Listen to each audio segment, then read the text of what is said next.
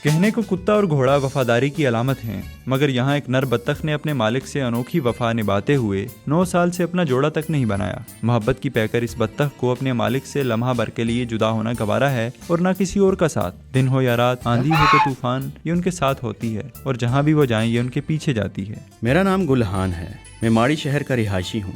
इस बतख को मेरे पास 10 साल हो गए हैं। मैं इसे अपनी औलाद की तरह प्यार करता हूँ और ये मुझे दिलो जान से अजीज है। इसे भी मुझसे बहुत मोहब्बत है और ये किसी को मेरे पास नहीं बैठने देती। मेरे बीवी बच्चे या कोई मेहमान आकर मेरे पास बैठ जाए तो ये उसे ठोंगे मार मार कर उठने पर मजबूर कर देती है। मेरी बीवी अक्सर मुझसे लड़ती है क्योंकि जब भी वो मेरे पास आकर बैठती है तो बतख उसे ठोंगे मार कर उठा देती है। बेगम ने मुझे लाख कहा कि अगर इसको ज़बा नहीं कर सकते तो किसी को दे दो, मगर इस बतख में मेरी जान है और मैं इसके बगैर नहीं रह सकता। ये बतख भी मेरे बगैर नहीं रह सकती, इसीलिए हम जहाँ जाते हैं इकट्ठे जाते हैं। कुछ अरसा कबल मैं अपनी आंखों का ऑपरेशन कराने हस्पताल दाखिल हुआ तो मेरी बतख ने मेरी जुदाई में रो रो कर अपनी बीनाई मुतासिर कर ली। फिर हस्पताल से वापसी पर मैंने इसकी आंखों का भी इलाज कराया। इससे आप अंदाज़ा लगाएं कि हमारे दरमियान ताल्लुक कितना मजबूत है। मेरे सिवा इस बतख को किसी चीज़ से लगाव नहीं है। इसके लिए मैं कई बार मादा बतखें लाया, मगर इसने अपना जोड़ा बनाना तो दूर, किसी मादा को घास तक ना डाली।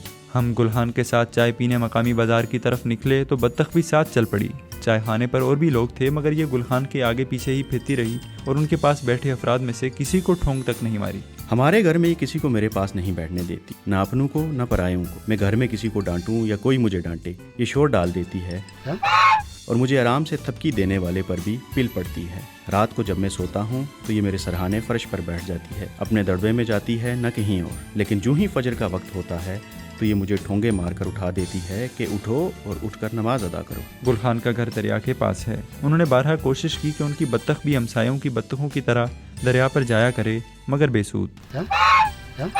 मजबूरन उन्होंने अपनी ही सहन में इसके लिए एक तालाब बनाया, मगर वो भी इसे नहीं भाया। इस बेजुबान ने अपने मालिक की मोहब्बत में अपनी जिबिल्ली आदत तर्क करके इंसानों जैसी आदतें पाल ली हैं। ऐसे ही मोहब्बत के मारों के लिए अमीर खसरू ने कहा था, मन तू शुदम तू मन शुदी, मन तन शुदम तू जां शुदी, ताकस न गोयद बाद अजीम, मन दीगरम तू दीगरी।